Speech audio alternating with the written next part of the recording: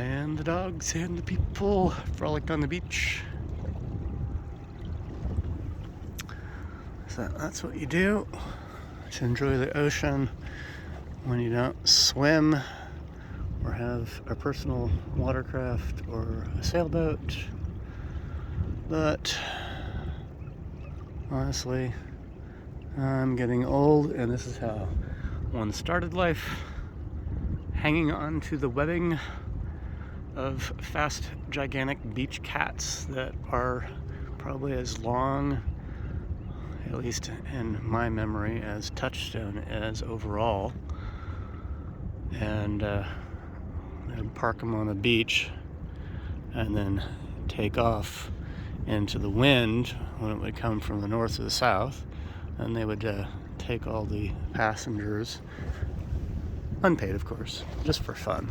It's like buying a Ferrari that instead of picking up one or two girls, you could pick up 15 to 20 and put them on your boat, and then instead of spewing fuel out like they are out at Samoa drag strip to get their tits to shake and them to wear bikinis, you would breach your boat 45 degrees out of the water, like doing a pop wheelie, and then slam it back down over and over again.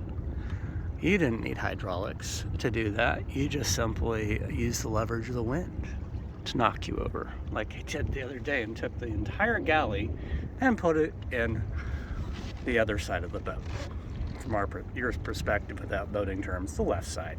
Filled it with my galley, because my galley's not tied down at the time, so I'm gonna have to make those, as you need to be able to handle a 30 degree, 45 degree, or even rolling, full roll if you're out oceanic, which this is not prepared for at all. Even with the keel down, it's just not a boat for that without special setups. And you still have to stay out of the surf, because the surf will drive you right into the shore, even if you could otherwise sail out. So that's why the guy who I'm docking at hasn't been back out in his boat outside of the harbor, because he couldn't actually power himself out. And I asked him, well, did you try it when the tide was going out? And it was like he was fearful of not being able to get back in, so he never did try that. And he had a low horsepower, or didn't have a motor against it, and didn't wait for a dead north wind or a dead south wind coming up at him to drive him out with enough sail power. So he just gave up, docked his boat, and start growing lichens on it until the sea takes even the fiberglass back. Just wait long enough. You can see some of those docked all over the place. People let the boats go. Why? Because they're scared of the ocean. So the ocean is powerful. You are not. You have to learn how to behave with its rules, not your own. Unless you just want to overpower it, which is one choice. Nothing completely wrong with that choice, as long as you can. And as long as your, say, ignition doesn't fail on you and strand you until somebody like me comes along and they ask, how long did it take you to find that? I kind of thought I knew a list of where it's going to be in less than 15 minutes. Actually, it takes me longer to carefully fix it so that it doesn't break again once they get the proper parts, since they don't have a spare, or it would have fixed it before they even heard about what was wrong with it. I'd go like, nothing's wrong with it. Somebody put the part in wrong. But I was too busy doing a good job of putting it in to bother to pick up my own phone here and show people, hey, what does that look like when you do it right? I know what it's supposed to look like, so I could draw it, show you. But that's, as we used to say, that's secret. Why would I show you that? Then that would show you how to do it. I actually offered for free. Like, I'd rather show you how to do it. But he goes like, well, I'm so tired of this. I can't handle it anymore. Unemployed as he is and out of money, he'd rather pay me to do it than to even watch or learn or have me instruct him for free. You know they've lost it then. It's kind of like a friend of mine jumping off of a boat when we ran out of 80 gallons of gasoline between the delta down there at, where was that? Kind of forgetting the name. I'd have to look out on the map because my brain's forgetting his little neighborhood that they made in the middle of the delta, and just kind of like this one that I'm going to go into, but much bigger. And so not having a sailboat, but a box with a reverse keel overhang of a porch sticking out front. If you're gonna motor against the wind, north when you got a north wind, which is almost perpetually the case, well, you're gonna use a lot of fuel. And you're not gonna wait for the tides, which wouldn't be enough to carry you against the wind. That's why they make these things so low that they could possibly be powered under low power against the wind. The water dog's looking at me like, what are you doing out here? I haven't seen many of you. But they're more busy underneath the water than they are gonna look at me. They're like, am I still watching your spot? Yes, I am. Because your world is out of my world, and my world is out of your world somewhat. And they're curious. And that's why our land dogs, most of them, don't mind coming out with the boats. It's genetic, I think. Not too far apart. We're not too far apart of the pigs. We're closer related to the pigs than we are the rats. And we're not too far behaviorally from rats. If you know much about human behaviors. This is the funny stuff when you don't know that your aid to navigation, something like a crane, might have moved, so you don't want to use something that can move. You better know your numbers or have a chart. If you don't have a chart, you better know the land, what it looks like, or use GPS. Where's my paper charts? Well, they'd be wet right now if I had them out, so until I have them waterproofed, we're doing it the other way, which is charting it in your brain. You gotta get either a semi-photographic memory, or you got to do what I kind of do in my head, which is vector graphics. If you know much about old Vectrex programming, which is barely post, or at least retail, to the Atari 2600 and earlier. And a lot of people don't know weird games like Asteroids and what I used to play mostly, which was Space Duel, which is kind of an enhanced version of that simple programming of Asteroids, vector graphics, which is actually a very good way, in my opinion, of teaching sailing, especially teaching wind steering off of your sails, as opposed to sitting there with your vector and vector power. Because after you take off the pop, pop, pop, like you see in space, the throttle button, you have no air to stop you. You just keep on spinning. If you've made rotational force, you have to direct counter it. Now, out here where you have wind and you have water, there's different forces, but you learn about those forces. So I think personally that's the kind of game a child or an adult would do well to learn sailing. Now, this other way, you watch people like the rigging doctor, they'll talk about Hey, when you look at the clouds there and the wind there and the direction of the rain there and stuff, and the surface of the water. See the surface of the water over there? It actually doesn't have enough to have a wave going on, but you see it become calm over there. That's because that's the shallows that you probably need to stay out of. So you're going to stay out here where you can see that texture, the surface of the water, that shows that you've got enough for your draft.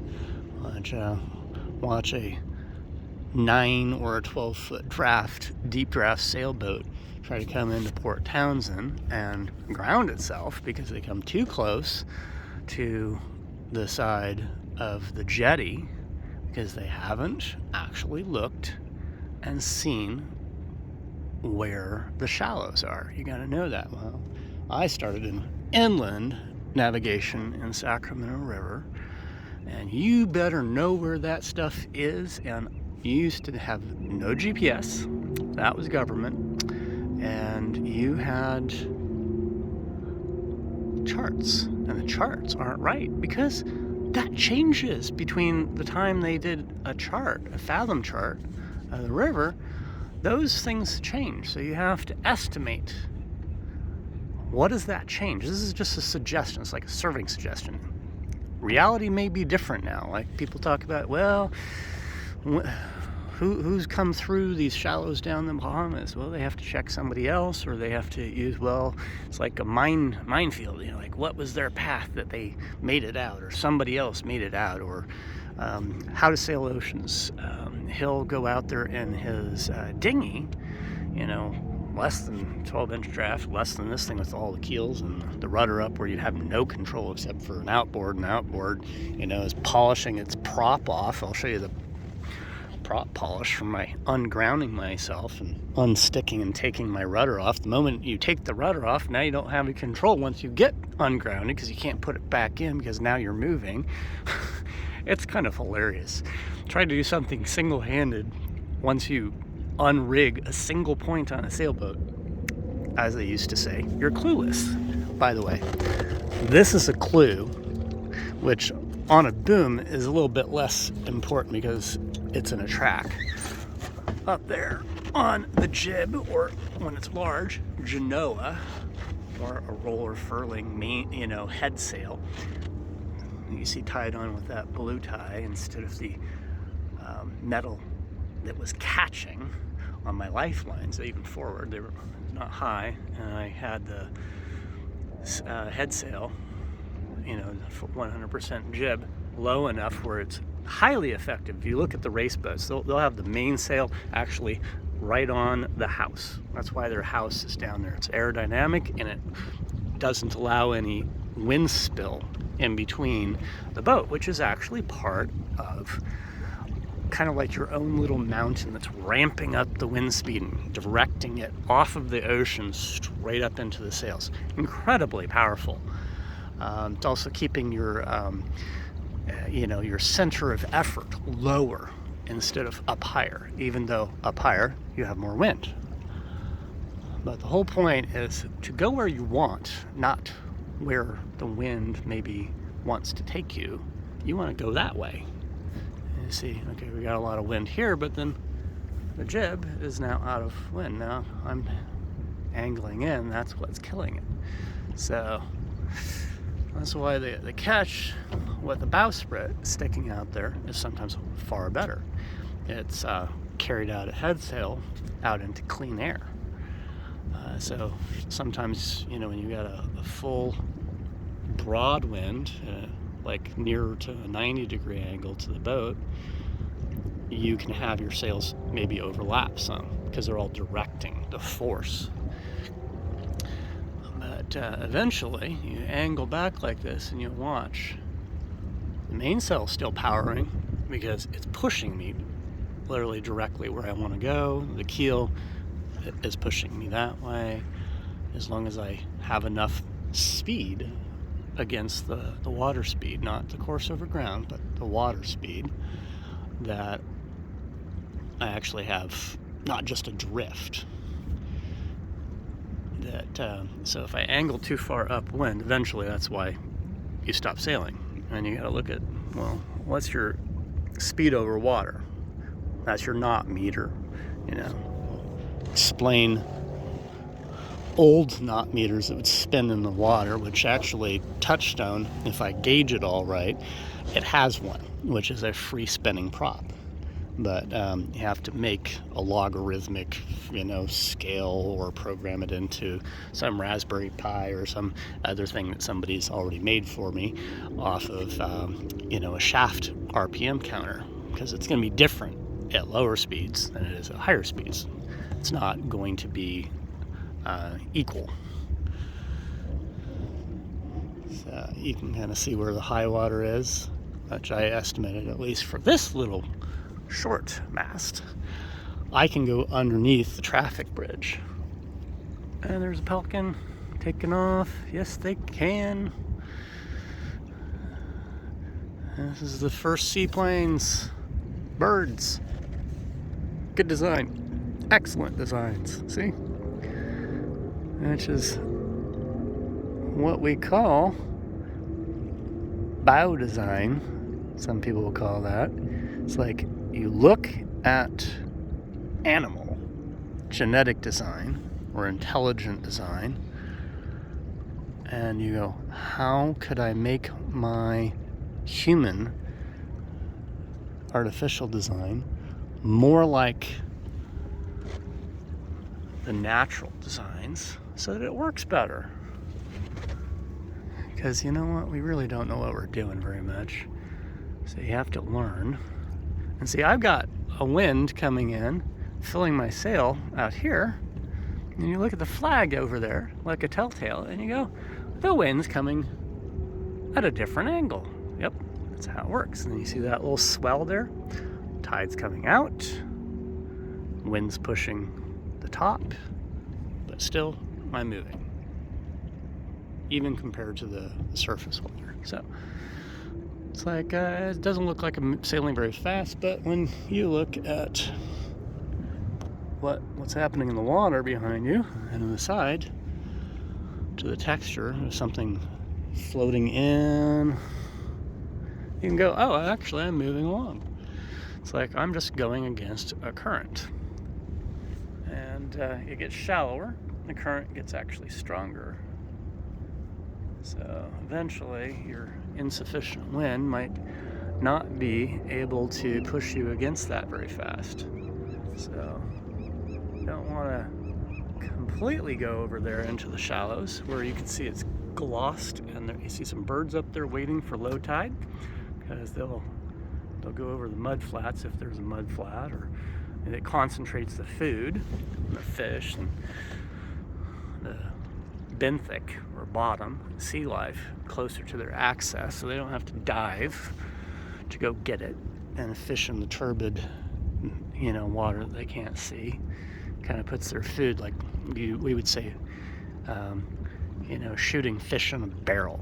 Where these terms come from, it's like, how unsportsmanlike is it to try to shoot fish in a barrel? You can imagine the concussion of the shock of the shot without even hitting a fish. Well, you possibly have put damage into the barrel,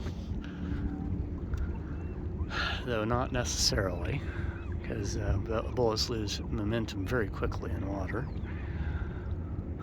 And then, but what it's going to do is it's going to shock the nervous system of the fish. Even if it doesn't kill him, it's going to knock him out. You see that? That's jibing. Wind direction changed. So now, downwind is actually coming out of somewhere around the west. See how the front of the compass says east? Back, at least from here, is near to 110 degrees. So kind of, you remember at least, well, if the wind's coming in this direction, and I come in this direction, and then you've got a downwind sail instead of upwind. If I turned around 180 degrees, that would be upwind. And you go, okay, what's going on with the current there? I have to fight that. So if I came in too close to the rocks, I'd be driven into the rocks. You know, your breakwater, I'd be driven into that. I mean, that's a beach. You can get beach there, which I've got some photos of us pulling, at least once the tide changes, a boat that was sinking off of the beach.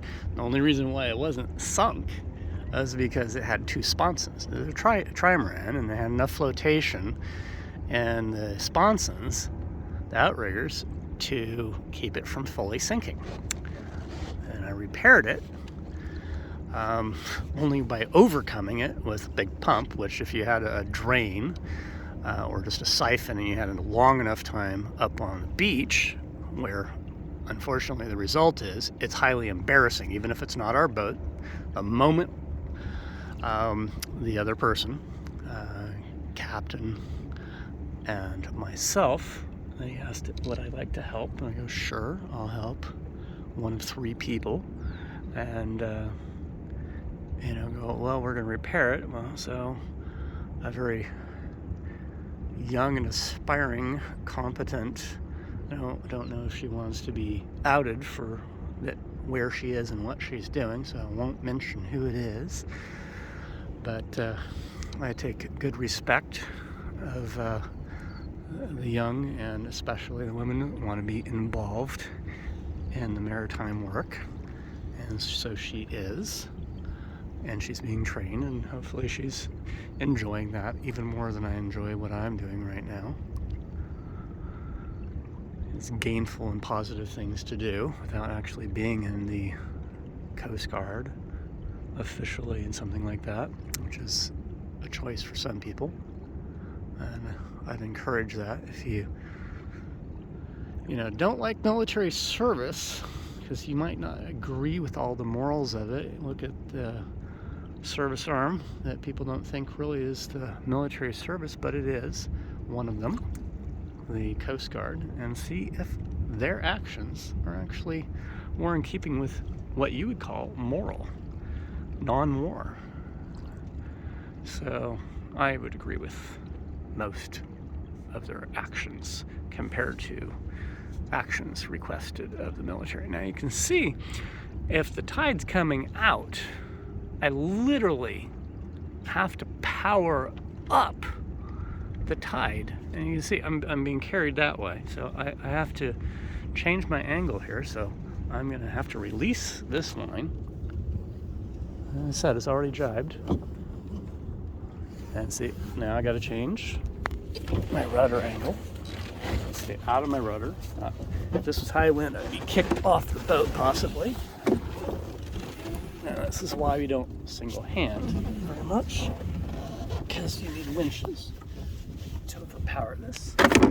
And taking your hand off of the tiller, it's like an out of control autopilot. So this is why it's very, very difficult without a hands-free camera set to film anything, because you got to change angles just like steering the whole time. So it's not exactly threading a needle, but it's the bigger the boat, the narrower the spot in the water is that you could actually go through. And the moment you get up there, everything's going to change on you compared to the current out here. So signing off for now. It looks like it's so darn slow, but in reality, you can ground out or put yourself into the rocks super, super, super fast. So too dangerous to hold a camera phone. I don't want to lose it. So talk to you after I get in.